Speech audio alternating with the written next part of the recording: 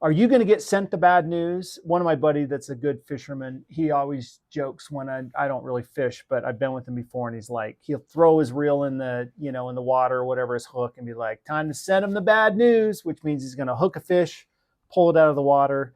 So is your deal susceptible to be given the bad news, meaning it's going to go off kilter and it's going to, blow up and maybe lead to either loss of a lot of money or foreclosure? So this video is about common ways that you can really screw up a deal.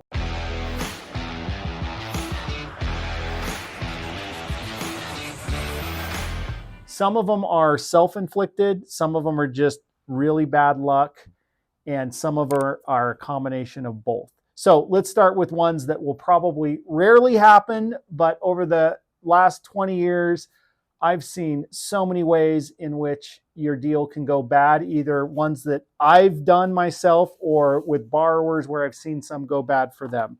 So unfortunately, I've seen borrowers die in the process. So that's a clear way to have your deal go bad because you're not around to see it go good. But it's happened. I've had borrowers die.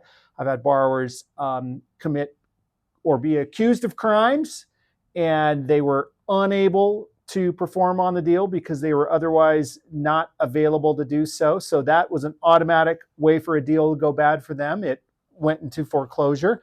So criminal behavior, these are not going to happen that much. The most common ones really come down to either bad management or bad deal evaluation. But before we talk about those, there's other ways that are part of the setup. I've seen a lot of deals go bad simply because of human behavior and a really crappy setup with their partnership.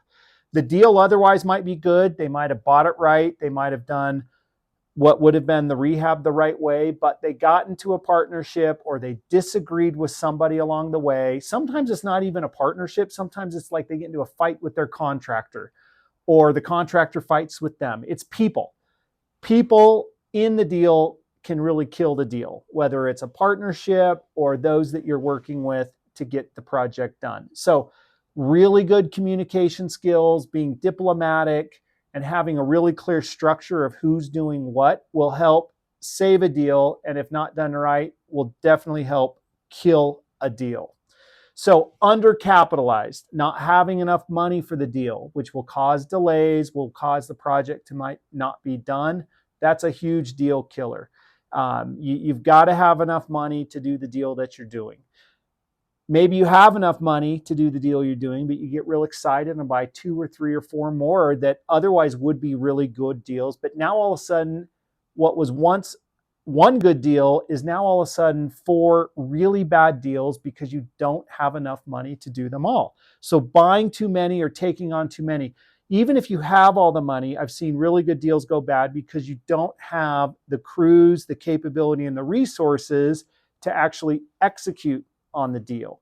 We've done videos before where it's easy to do 1, but it's really hard to do 10, even if you have the money for it, because you got to have the resources, the contractors, the time, the systems and processes. So taking on too many, both from a human capital as well as an actual cash capital, can kill deals. Bad communication, we talked about. Poor management. Buy the property right. It should be the right rehab budget, but you don't manage the property well. You go out of order. You do not begin with the end in mind. You don't take it serious. You don't work on it for 3 months or whatever it might be. Poor management of the deal is going to kill your deals. The other one goes back to just simple deal evaluation and doing your due diligence. I bought properties that I assumed the sewer was good. I assumed the roof was good. I assumed it didn't have meth. I assumed the foundation was good. Turns out it wasn't.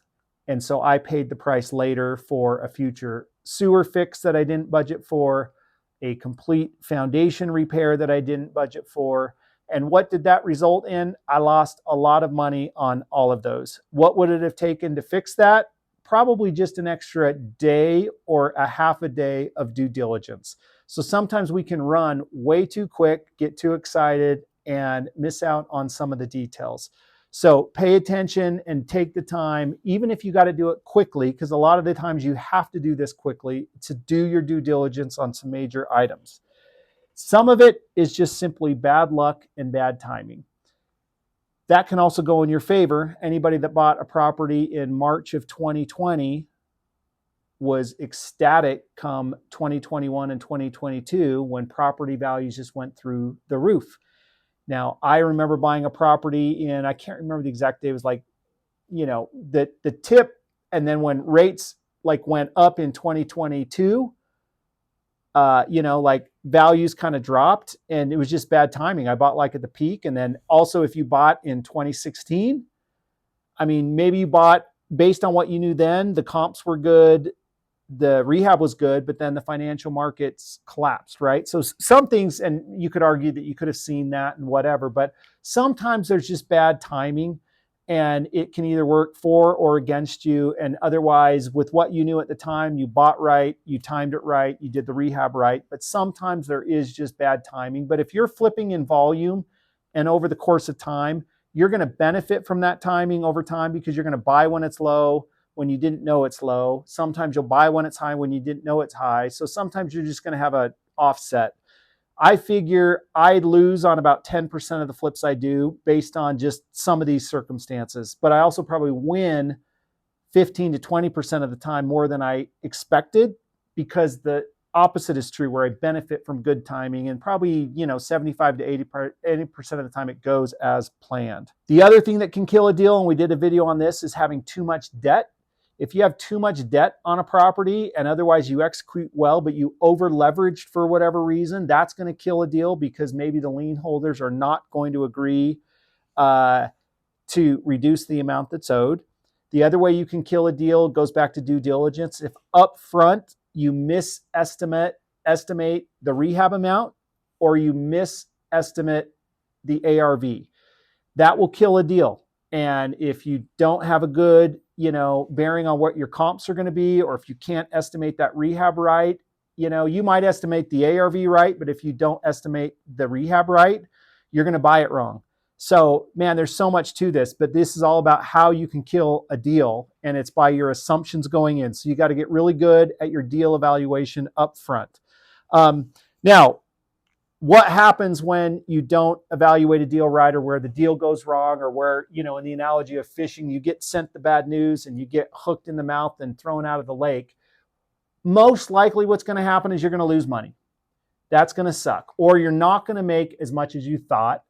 The other bad things can happen is you're going to lose other people's money, maybe other lenders that lent you money, and then you're going to have to deal with them later. The worst case would be that you actually have enough equity in the property, but your lender gets fed up with how long it's been taking you and they foreclose. Now you're going to lose everything, and the lender's going to benefit from having that property. So, not to scare you, but just to help you be realistic about how you go and manage and do a flip correctly, is to look out for those key points that I just mentioned and mitigate against them, and have a plan, stick to it, and then learn from others. And as always, be moral, ethical, and legal. Be a good communicator. That will probably solve 70% of your problems. So go out there and be the fisherman. Don't be the fish.